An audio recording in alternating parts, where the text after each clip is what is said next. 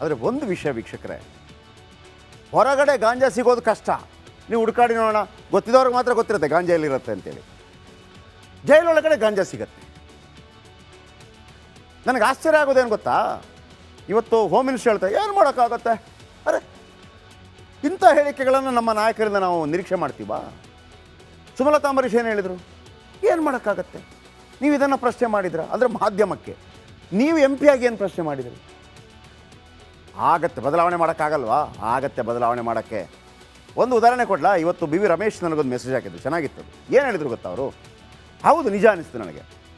Sir, ಒಂದು 10-15 ವರ್ಷಗಳ ಹಿಂದೆ ನೆನಪಿಟ್ಕೊಳ್ಳಿ, ಬಸ್ ಸ್ಟ್ಯಾಂಡಲ್ಲಿ ಸಿಗರೇಟು, ರೈಲಿನ ಒಳಗಡೆ ಸಿಗರೇಟು, ಬಸ್ಸಿನ ಒಳಗಡೆ ಸಿಗರೇಟು, ಥಿಯೇಟ್ರಲ್ಲಿ ಸಿಗರೇಟು, ಹೋಟೆಲಲ್ಲಿ ಸಿಗರೇಟು, ಸಾರ್ವಜನಿಕ ಸ್ಥಳಗಳಲ್ಲಿ ಸಿಗರೇಟು, ಗ್ರೌಂಡಲ್ಲಿ ಸಿಗರೇಟು, ಬೀಡಿ ಸೇರ್ತಾ ಇದ್ರೋ ಇಲ್ಲೋ?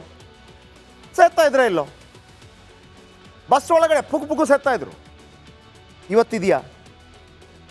ಇವತ್ತು ಕದ್ದು ಮುಚ್ಚಿ ಎಲ್ಲ ಇರ್ಬೋದು, ಇಲ್ಲ ಅಂತ ನಾನು ಹೇಳಲ್ಲ. ಆದರೆ ಬಹಿರಂಗವಾಗಿ ಇದೆಯಾ ಸಿಗರೇಟು? ಸರ್, ಇಡೀ ದೇಶದಲ್ಲೇ ಸಿಗರೇಟ್ ನಿಲ್ಲಿಸೋಕ್ಕಾಗಿದೆ ನಮಗೆ. ಹಾಂ, ಕ್ಷಣ ಕ್ಷಣದಲ್ಲಿ ಇದ್ದಂಥ ಅಭ್ಯಾಸ. ಮನಸ್ಸು ಮಾಡಿದರೆ ಇದನ್ನು ನಿಲ್ಲಿಸೋಕ್ಕಾಗಲ್ವ ಸರ್? ಆಗಲ್ವ ನಿಲ್ಲಿಸೋಕ್ಕೆ ನಮಗೆ? ಆಗತ್ತೆ, ಇಚ್ಛಾಶಕ್ತಿ ಬೇಕು. ನಿಮಗೆ ದುಡ್ಡೇ ಹೊಡಿಬೇಕು ಅಂತಿದ್ರೆ ಯಾವನು ಮಾಡೋಕ್ಕಾಗತ್ತೆ? SM ಕೃಷ್ಣ ಅವರು ಮುಖ್ಯಮಂತ್ರಿ ಆಗಿದ್ದಾಗ ಲಿಕ್ಕರ್ ಲಾಬಿ ಯಾವ ರೀತಿ ಇತ್ತು ಅಂತಂದರೆ, ಲಿಕ್ಕರ್ ಲಾಬಿ ಎಲ್ಲ ಯಾರು ಮಿನಿಸ್ಟರ್ ಆಗಬೇಕು ಲಿಕ್ಕರ್ ಲಾಬಿ ಡಿಸೈಡ್ ಮಾಡಬೇಕು, ಯಾರು education minister liquor lobby decide ಮಾಡಬೇಕು.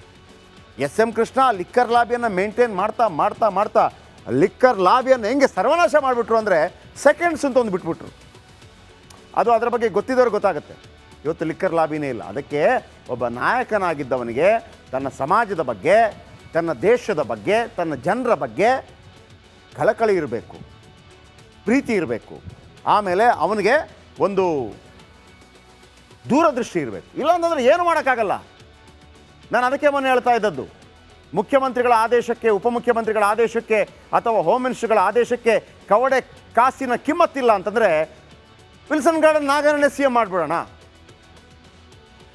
ಆಮೇಲೆ ಈ ಡಾನ್ಗಳು ಇವರ ಮಾತುಗಳೇ ಜಾಸ್ತಿ ಆಗತ್ತೆ ಅಂತಂದರೆ ಸಾಮಾನ್ಯ ಮನುಷ್ಯ, ನಿಯತ್ತಾಗಿ ದುಡಿಯುವಂಥ ಮನುಷ್ಯನಿಗೆ ಏನು ಮರ್ಯಾದೆ ಇದೆ? ಅವನು ಇವರಿಗೆಲ್ಲ ಸರೆಂಡರ್ ಆಗಬೇಕಾ? ಅದಕ್ಕೆ ನಾನು ಹೇಳಿದ್ದು, ಯಾರೆಲ್ಲ ಇಂಥವ್ರು ಇರ್ತಾರೆ ರೇಪ್ ಮಾಡುವಂಥವರು, ಆಮೇಲೆ ಈಗ ಒಂದು ಕೇಸು ಮತ್ತು ಪದೇ ಕೊಲೆ, 10 ಕೊಲೆ, ರೇಪ್ ಮಾಡೋದು, ಹೊರಗೆ ಬರೋದು, ಮತ್ತು ಅಂಥವ್ರನ್ನೆಲ್ಲ ಯಾಕೆ ಇಟ್ಕೋಬೇಕು? ನಾವು ಯಾಕೆ ಇಟ್ಕೋಬೇಕು? ಒಂದೊಂದು ಸಲ ಸಮಾಜವನ್ನು ಸ್ವಚ್ಛ ಮಾಡಬೇಕು ಅಂತಂದರೆ ದಿಟ್ಟ ನಿರ್ಧಾರವನ್ನು ಕೈಗೊಳ್ಳಬೇಕಾಗತ್ತೆ. ಸಮಾಜಕ್ಕೆ ಮಾರಕವಾಗಿರುವಂಥವರು ಅವರಿರಬಾರ್ದು. ಬನ್ನಿ ಈಗ ಡಿ ಬಾಸ್ ವಿಚಾರಕ್ಕೆ ಬರೋಣ. ಬಳ್ಳಾರಿ ಕೇಂದ್ರ ಕಾರಾಗೃಹದಲ್ಲಿ VIP ಸೆಲ್ ಇಲ್ಲ. ಬಳ್ಳಾರಿ ಜೈಲಲ್ಲಿ ಇರೋದೆಲ್ಲ ಸಾಮಾನ್ಯ ಸೆಲ್ಗಳು.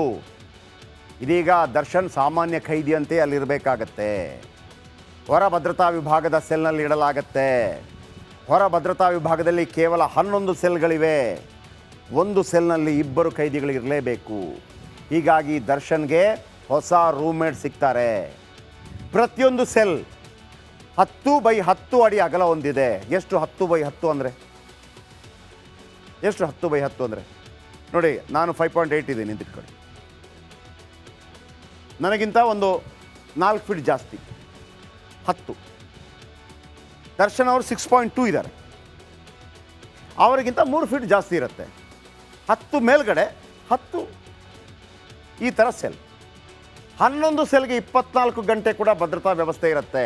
ಒಬ್ಬೊಬ್ಬರಲ್ಲಿ 2 ಇರ್ತಾರೆ. ಸೆಲ್ ಮುಂದೆ 20x60 ಅಡಿ ಉದ್ದದ ಜಾಗ ಇದೆ. ಅದು ಸುಮ್ಮನೆ ಒಂದು ವಾಕ್ ಮಾಡೋಕ್ಕೆ, ಮತ್ತೊಂದಕ್ಕೆ ಬೆಳಗ್ಗೆ ಮತ್ತು ಸಂಜೆ 15 ನಿಮಿಷ ವಾಕಿಂಗ್ ಮಾಡೋದಕ್ಕೆ ಅವಕಾಶ ಇರುತ್ತೆ.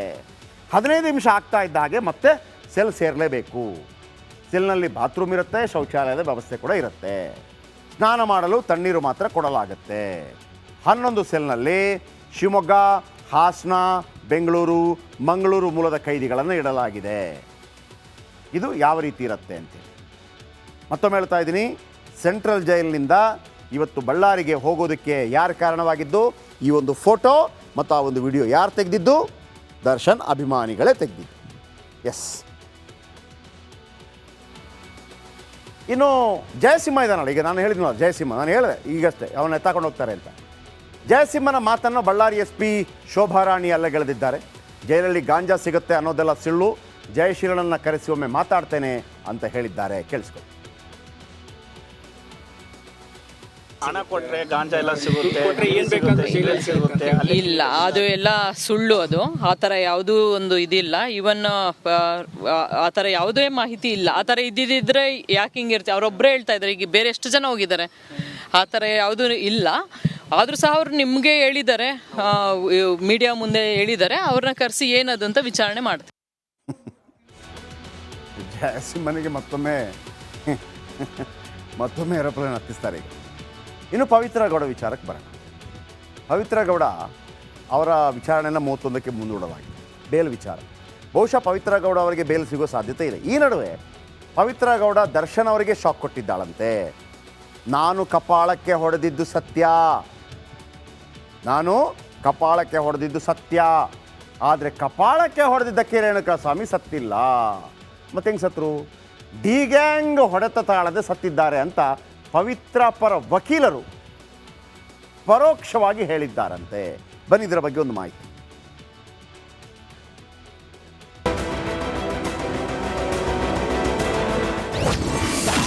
ಲಿಪ್ಸ್ಟಿಕ್ ರಾಣಿಗೆ ಬೇಲಿಲ್ಲ, ಜೈಲೇ ಗತಿ. ದರ್ಶನ್ ವಿರುದ್ಧ ನಿಂತ್ರ ಪವಿತ್ರ ವಕೀಲರು. ರೇಣುಕಸ್ವಾಮಿ ಕೊಲೆ ಪ್ರಕರಣದ ಮೊದಲ ಆರೋಪಿ ಪವಿತ್ರ ಗೌಡ ಪರಪ್ಪನ ಅಗ್ರಹಾರದಲ್ಲೇ ಮುದ್ದೆ ಮುರಿತಾ ಇದ್ದಾರೆ. ಜೂನ್ 11ರಂದು ಅರೆಸ್ಟ್ ಆಗಿದ್ದ ಮಿಣಿ ರಾಣಿ ಪರ ವಕೀಲರು ನ್ಯಾಯಾಲಯಕ್ಕೆ ಜಾಮೀನು ಅರ್ಜಿಯನ್ನ ಸಲ್ಲಿಸಿದ್ರು. ಇವತ್ತು ಸಿಟಿ ಸಿವಿಲ್ ಮತ್ತು ಸೆಷನ್ಸ್ ಕೋರ್ಟ್ನಲ್ಲಿ ಅರ್ಜಿ ವಿಚಾರಣೆ ನಡೆದಿದ್ದು, ವಿಚಾರಣೆ ಆಲಿಸಿದ ನ್ಯಾಯಾಧೀಶರು ಜಾಮೀನು ಅರ್ಜಿಯ ಆದೇಶವನ್ನ ಆಗಸ್ಟ್ 31ಕ್ಕೆ ಕಾಯ್ದಿರಿಸಿದ್ದಾರೆ.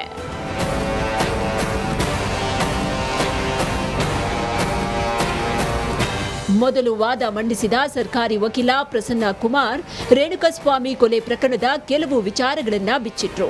ಕೊಲೆ ಹಿಂದೆ ಪವಿತ್ರ ಗೌಡ ಪಾತ್ರವನ್ನ ವಿವರಿಸಿದ್ರು. ಆರೋಪಿ ನಂಬರ್ 3 ಪವನ್ ಮೊಬೈಲ್ ಮೂಲಕ ರೇಣುಕಸ್ವಾಮಿ ಜೊತೆಗೆ ಪವಿತ್ರ ಮಾತನಾಡಿದ್ರು ಅನ್ನೋ ಅಂಶವನ್ನ ನ್ಯಾಯಾಲಯಕ್ಕೆ ಹೇಳಿದ್ರು. ಮಹಿಳೆ ಅನ್ನೋ ಕಾರಣಕ್ಕೆ ಜಾಮೀನು ನೀಡಬಾರದು ಅಂತ ಸುಪ್ರೀಂ ಕೋರ್ಟ್ನ ಕೆಲವು ಆದೇಶಗಳನ್ನ ಉದಾಹರಣೆಯಾಗಿ ನೀಡಿದ್ರು. ಪವಿತ್ರ ಗೌಡ ಪರ ಹಿರಿಯ ವಕೀಲ ಸೆಬಾಸ್ಟಿಯನ್ ವಾದವನ್ನ ಮಂಡಿಸಿದ್ರು. ಪವಿತ್ರ ಗೌಡಗೂ ದರ್ಶನ್ಗೂ ಸಂಬಂಧ ಇರಬಹುದು, ಆದ್ರೆ ರೇಣುಕಸ್ವಾಮಿ ಕೊಲೆಯಲ್ಲಿ ಆಕೆಯ ಪಾತ್ರ ಇರಲಿಲ್ಲ. ರೇಣುಕಸ್ವಾಮಿ ಅಸಭ್ಯ ಫೋಟೋಗಳನ್ನ ಕಳಿಸಿದ್ದನ್ನ ಸಹಾಯಕ ಪವನ್ಗೆ ಹೇಳಿದ್ದಾಳೆ. ದರ್ಶನ್ಗೆ ಪವನ್ ವಿಚಾರವನ್ನ ಮುಟ್ಟಿಸಿದ್ದಾನೆ. ಇನ್ನು ಪವಿತ್ರ ಗೌಡ ಕಪಾಳ ಮೋಕ್ಷದಿಂದ ರೇಣುಕಸ್ವಾಮಿ ಸಾವಾಗಿಲ್ಲ, ಬದಲಿಗೆ ಎದೆ ಮೂಳೆ ಮುರಿದು ಶ್ವಾಸಕೋಶಕ್ಕೆ ಚುಚ್ಚಿ ಸಾವಾಗಿದೆ. ಎದೆ ಗೂಡಿನ ಮೂಳೆ ಮುರಿತಕ್ಕೂ ಪವಿತ್ರಗೂ ಸಂಬಂಧ ಇಲ್ಲ. ಆಕೆಯೂ ಮಹಿಳೆಯಾಗಿದ್ದು ಅಪ್ರಾಪ್ತ ಮಗಳಿದ್ದಾಳೆ. ಆದ್ರಿಂದ ಕ್ರಿಮಿನಲ್ ಹಿನ್ನೆಲೆ ಇಲ್ಲ ಅಂತ ಪರಿಗಣಿಸಿ ಜಾಮೀನು ನೀಡಬೇಕು ಅಂತ ವಾದವನ್ನ ಮಂಡಿಸಿದ್ರು. ಪವಿತ್ರ ಗೌಡ ಮಾತ್ರವೇ ಅಲ್ಲದೆ ಸ್ಟೋನಿ ಬ್ರೋಕ್ ಮಾಲೀಕ A10 ಆರೋಪಿ ವಿನಯ್, ಕಾರು ಚಾಲಕ ಅನುಕುಮಾರ್, ಕೇಶವ್ ಮೂರ್ತಿ ಕೂಡ ಜಾಮೀನಿಗೆ ಅರ್ಜಿಯನ್ನ ಸಲ್ಲಿಸಿದ್ರು. ಅವರ ಪರವಾಗಿಯೂ ವಕೀಲರು ವಾದ ಮಂಡಿಸಿದ್ರು. ಎಲ್ಲರ ಜಾಮೀನು ಅರ್ಜಿ ಆದೇಶವನ್ನ ಆಗಸ್ಟ್ 31ಕ್ಕೆ ಕಾಯ್ದಿರಿಸಲಾಗಿದೆ. Bureau report, Republic Kannada.